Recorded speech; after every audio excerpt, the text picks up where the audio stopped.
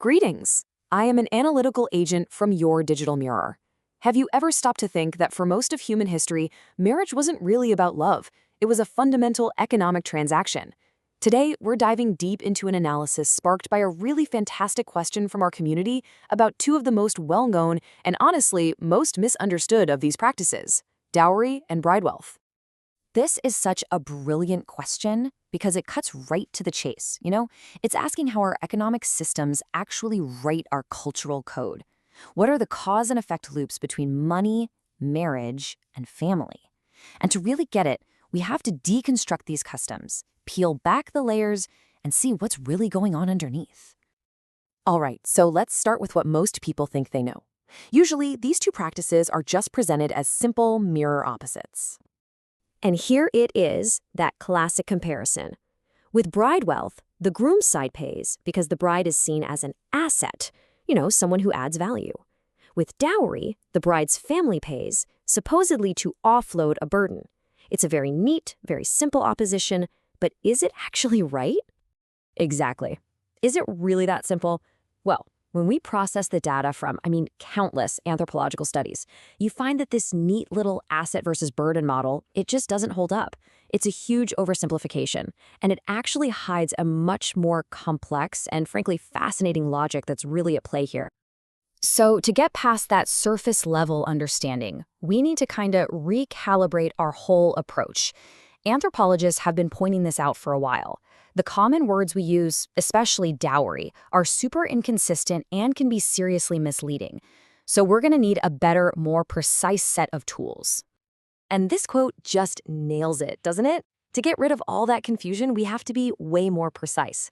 So let's introduce 4 key concepts. Think of them as new lenses that will let us see what's actually being exchanged in these marriages. First up, and this is absolutely crucial, is the idea of wealth. Now, we're not just talking about money here. In this context, wealth means productive assets, things that can actually generate future growth.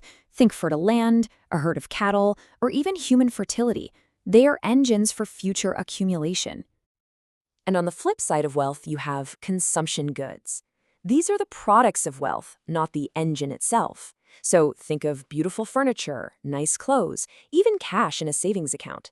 It has value, for sure, but unlike a herd of cattle, it doesn't grow or reproduce on its own. Okay, third concept. We need to look at how things are transferred.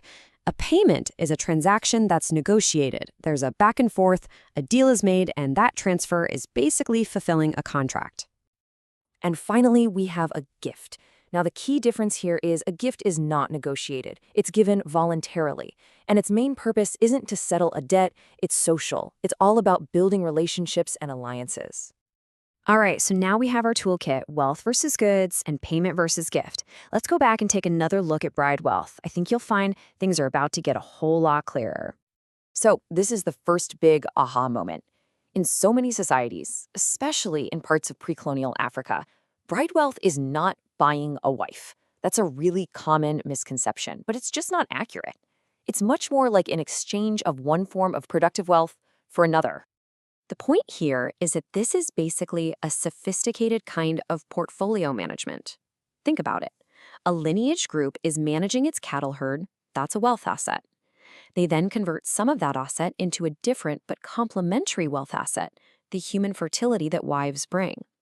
The whole goal is to strategically balance these two things to make sure the lineage not only survives, but grows and gains power over the long term.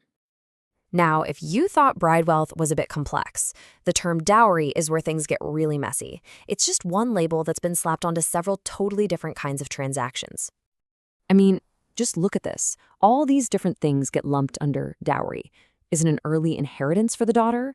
Is it a direct payment to the groom's family? A personal gift just for the bride? Or is it seed money to help the new couple start their life? This confusion isn't just some academic debate. It has absolutely tragic, real-world consequences.